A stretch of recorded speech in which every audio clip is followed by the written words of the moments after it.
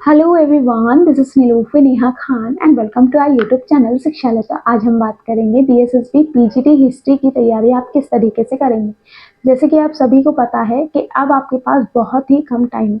इस कम टाइम को आप किस तरीके से यूटिलाइज करेंगे, क्योंकि अगर आप अपना सिलेबस देखोगे, आपका सिलेबस में लेके बैठे हैं पीजीटी हिस्ट्री वालों का, तो आपको बहुत सी चीज़ें देखने को मिलती हैं।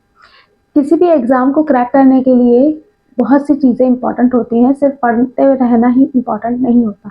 ठीक है, तो आज की वीडियो में हम बात करेंगे कि आप अपने सिलेबस को किस तरीके से जल्दी से जल्द कंप्लीट करेंगे, प्लस प्रीवियस ईयर किस तरीके से सॉल्व करेंगे, और तीसरी चीज़ कि टाइम मैनेजमेंट के साथ आप अपने एग्जाम हॉल में किस तरीके से परफॉर्म करेंगे। मेन बात है, देखिए इस चीज़ को मैं हमेशा बोलती हूँ कि आपने कितना पढ़ा कितना नहीं पढ़ा इससे कोई मैटर नहीं करता।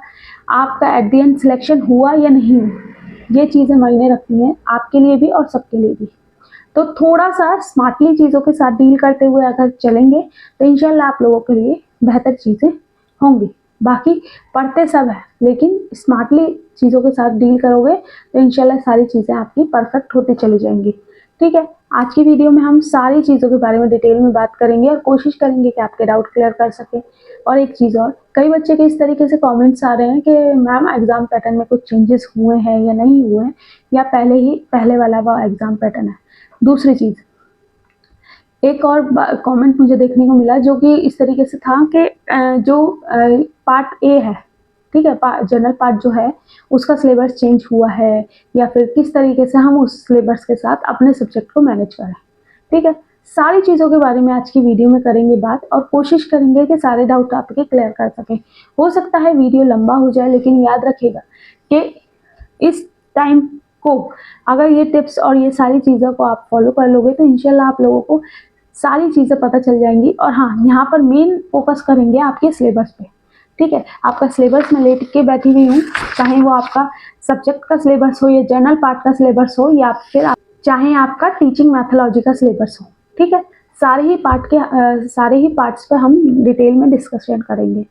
ठीक, तो सबसे पहले अगर हम बात करें कि क्या एग्जाम पैटर्न में कुछ चेंजेस हुए हैं या नहीं हुए। देखिए एग्जाम पैटर्न में कुछ भी ऐसा चेंजेस नहीं देखने को मिला। जैसे कि आपका एग्जाम पैटर्न पहले लिया जाता था, दोनों आपके दो पार्ट्स होते थे एग्जाम में, सेम चीज़ वही है अभी भी। ठीक है, टाइमिंग आपकी वही 3 घंटे की रहती है।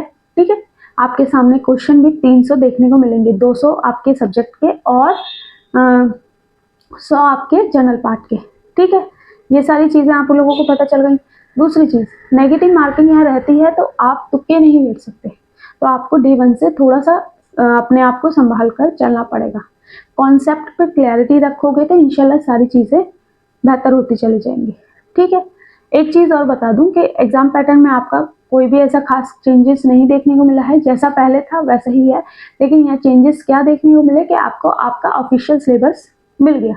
ऑफिशियल सिलेबस मिलने के बाद कई बच्चे परेशान हो गए, क्योंकि ऑफिशियल सिलेबस में अगर आप देखोगे तो उसमें कई चीज़ें जो हैं वो काफ़ी चीज़ें ऐड ऑन की गई हैं, जिसकी वजह से आपका जो सिलेबस है काफ़ी एक अच्छा एरिया कवर करता है।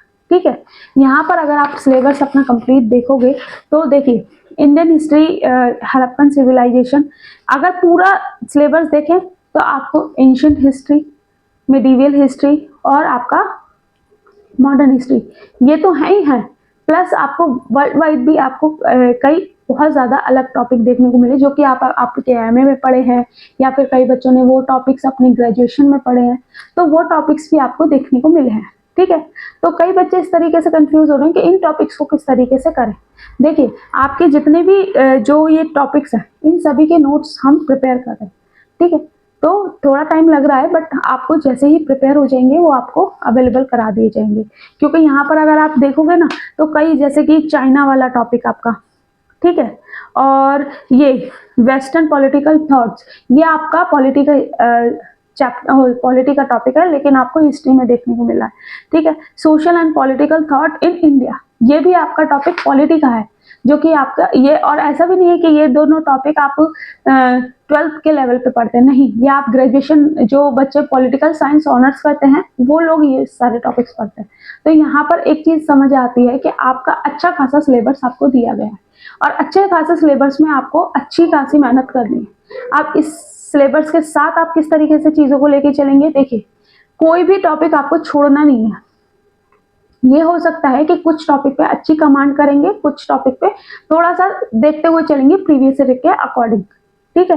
लेकिन ये याद रखिएगा डीएसएसबी इन सब चीज़ों को बहुत ज़्यादा मेंटेन करता है कि जिस तरीके से वो लेवल को हाई करता है ना, तो कई बच्चे परेशान हो जाते हैं। और इस चीज़ से भी मत घबराइएगा कि यहाँ पर इतना सारा सिलेबस आपको देखने को मिला है, तो क्योंकि जो सिलेबस ऐड किया गया है वो सबके लिए ऐड किया है, सिर्फ आपके लिए नहीं है। तो डिफिकल्टी सबके साथ है, बस थोड़ा सा चीज़ों को अच्छी तरीके से डील करेंगे तो इंशाल्लाह सारी चीज़ें हो जाएंगी, ठीक है। अब पॉलिटिकल स्ट्रगल इन इंडिया, कई टॉपिक्स इसमें आपके पॉलिटी के हैं, ठीक है, सिर्फ हिस्ट्री नहीं है ये। तो आप लोगों को इस चीज़ का ध्यान रखना है कि पहले कोशिश यही करनी है कि इंडियन हिस्ट्री आपका, यानी कि एंशिएंट, मिडीवियल और मॉडर्न, तीनों के पार्ट्स आपके आपके सिलेबस के अकॉर्डिंग। अगर कोई टॉपिक इंडियन हिस्ट्री में है और सिलेबस में नहीं है तो कोशिश करना कि उसे ना ही करो, क्योंकि आपके पास इतना लंबा टाइम नहीं है कि आप सारा कुछ करने बैठोगे। जो टॉपिक आपके दे रखे हैं सिर्फ उसी को ही अपना करना। वैसे 90% आपका सारा ही दे रखा है, लेकिन एक आध टॉपिक अगर छूट जाता है तो उसे छोड़ देना, ठीक है।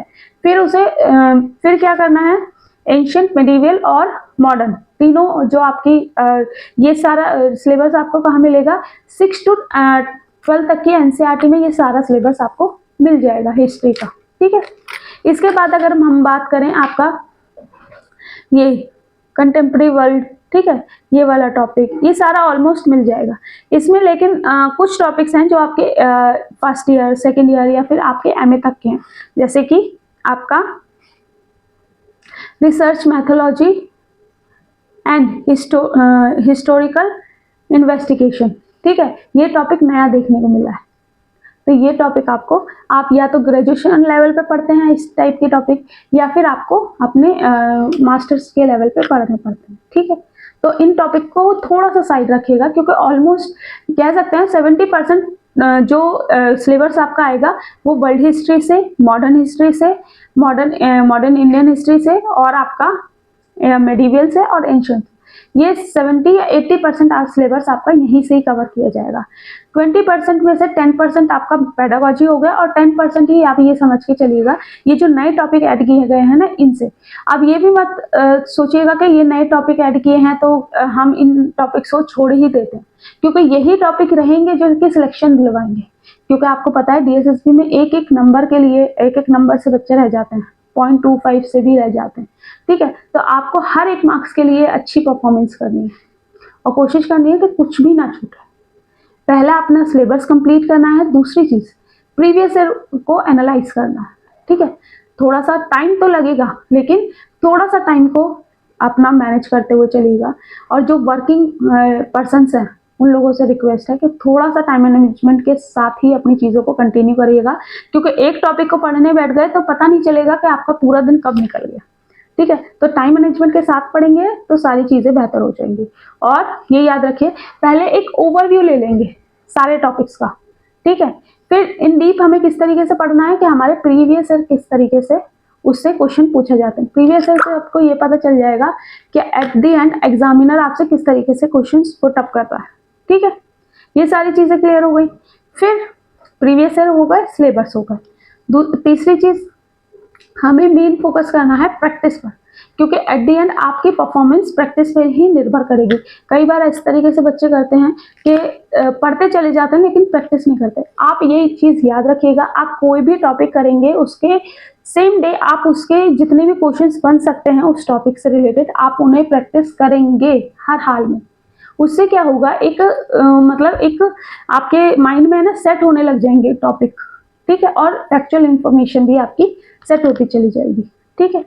इस चीज़ को जितना अच्छे से करेंगे उतना आपके लिए बेहतर होगा, ठीक। फिर हफ्ते में आप लोगों को ये याद रखना है, जैसे संडे कोई बच्चा रखेगा या फिर अपनी सहूलियत के हिसाब से आपको ये याद रखना है कि एक दिन हमें सिर्फ और सिर्फ पूरे हफ्ते की रिवीजन का निकालना है, ठीक है। अभी आपकी डेट अनाउंस नहीं हुई है, बहुत जल्द अनाउंस हो जाएगी, लेकिन अनाउंस होने के बाद भी कम से कम आपके पास 1 महीना रहेगा, ठीक है।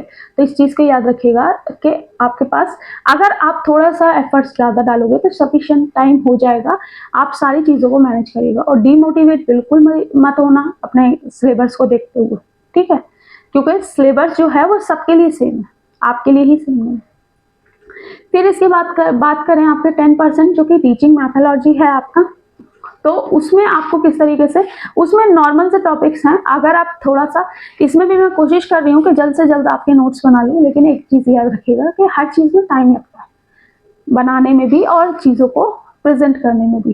ठीक है, तो आप लोग थोड़े से पेशेंस रखते हुए रहिएगा। बाकी हम सारी चीज़ों को आपका प्रोसेस कर रहे हैं, लेकिन हाँ, टाइम थोड़ा सा लगेगा। और रही बात एक और चीज़, प्रैक्टिस आपको सिर्फ और सिर्फ ऑनलाइन ही करनी है। ठीक है, चाहे आप प्रीवियस ईयर प्रैक्टिस कर रहे हो, ठीक है, या फिर आप टेस्ट सीरीज कोई परचेज कर रहे हो, सिर्फ और सिर्फ आप ऑनलाइन टेस्ट सीरीज परचेज करेंगे। और हो सकता है कुछ बच्चे के पास लैपटॉप या पीसी कुछ भी ना हो, ठीक है, तो आप लोगों से रिक्वेस्ट है थोड़ा सा मेहनत करते हुए, क्योंकि देखिए मेहनत जितनी आप मेहनत करोगे उतना आपके लिए बेहतर होता चला जाएगा। तो थोड़ी सी मेहनत करिएगा, साइबर कैफे पे जाइएगा, वहां पर आप अपने टेस्ट देना, एक रूटीन सेट करेंगे ना तो आपके लिए बेहतर होगा। और जितना एफर्ट्स डालोगे उतनी चीज़ें आपको खुद ब खुद आती चली जाएंगी। सेल्फ स्टडी बेस्ट है, आप कितना भी कोर्स परचेज कर लीजिए, कितनी भी किताबें खरीद लीजिए, लेकिन अगर आप सही से पढ़ते नहीं हो या फिर सेल्फ स्टडी ठीक से नहीं करते हो तो कुछ नहीं होना। ठीक है, आपको एट द एंड अपने लेवल पे बहुत अच्छे से मेहनत करनी पड़ेगी, आपको गाइडेंस दी जा सकती है। ठीक है, तो इस चीज़ को तो बिल्कुल भी मत सोचिएगा कि आप मतलब किसी का कोर्स परचेज कर लेंगे तो आपका सिलेक्शन हो जाएगा, ऐसा नहीं है। सिलेक्शन आपका तभी होगा कि आप कोर्स भी परचेज कर लोगे, प्लस आपको अपने लेवल पे भी मेहनत करनी पड़ेगी। इस चीज़ में कोई भी दौरान नहीं है कि सिर्फ और सिर्फ आपको ही एग्ज़ाम देना है। कोई भी जो इंसान आपको कुछ भी प्रोवाइड करता है तो वो अपने हिसाब से, आपके सिलेबस के हिसाब से चीज़ें प्रोवाइड करेगा, तो इस चीज़ का ध्यान रखिएगा। ठीक है, इसके बाद अगर हम बात करें कुछ इंपॉर्टेंट पॉइंट्स के बारे में, जैसे कि आपके जनरल पार्ट की आप किस तरीके से तैयारी करेंगे, तो जनरल पार्ट आपका 100 मार्क्स का रहेगा, जिसमें कि आपका रीजनिंग, जीए और आपका हिंदी, इंग्लिश और आपका मैथ्स रहेगा। ठीक है, अब यहाँ पर 20-20 ईच रहता है, तो आपको रीजनिंग और आपका हिंदी और इंग्लिश इन पे अच्छे से फोकस करते हुए कर लेना है, क्योंकि थोड़ी सी मेहनत अगर इन टॉपिक्स पे कर लोगे तो आपका सिलेक्शन होने में पॉसिबिलिटी ज़्यादा हो जाएगी। ठीक है, अब बात करें सब्जेक्ट की किस तरीके से तैयारी करेंगे, तो सब्जेक्ट की जैसे मैंने आप लोगों को बताया कि सिलेबस को ध्यान में रखते हुए सारी चीज़ों को कंटिन्यू करना है। ठीक है, 200 नंबर का आपका सब्जेक्ट आएगा, जिसमें कि आपका नेगेटिव मार्किंग भी है, प्लस आपको 2 घंटे ही मिलते हैं, तो आपको डे 1 से अपना टाइम मैनेजमेंट करना होगा। ठीक है, बाकी तो सारी मैंने चीज़ें आप लोगों को बताने की कोशिश करी हैं, लेकिन अगर कुछ रह गया होगा तो आप लोगों से रिक्वेस्ट है कमेंट बॉक्स में कमेंट करना, किसी ना किसी माध्यम से मैं आप लोगों की क्वेरीज को फुलफिल करने की कोशिश करूंगी। अब हाँ, एक डाउट मुझे वो भी देखने को मिला कि कई बच्चे इस तरीके से कमेंट कर रहे हैं कि हमें जो सिलेबस है वो हिंदी में प्रोवाइड कर दो, तो इसके बाद जो आपको वीडियो मिलेगी वो आपके सिलेबस की मिलेगी, जिसमें कि आपका सिलेबस पे एक तो डिस्कशन करेंगे डिटेल में, दूसरी चीज़ उसमें हम हिंदी और इंग्लिश दोनों में ही आपको सिलेबस प्रोवाइड करेंगे। ठीक है, होप से ये वीडियो आप लोगों के लिए यूजफुल रहा हो। कोई दिक्कत, कोई परेशानी हो तो कमेंट बॉक्स में कमेंट करना। बाकी मिलते हैं आपसे नेक्स्ट वीडियो में। Thank you for watching, all the best, अच्छे से पढ़ते रहिए।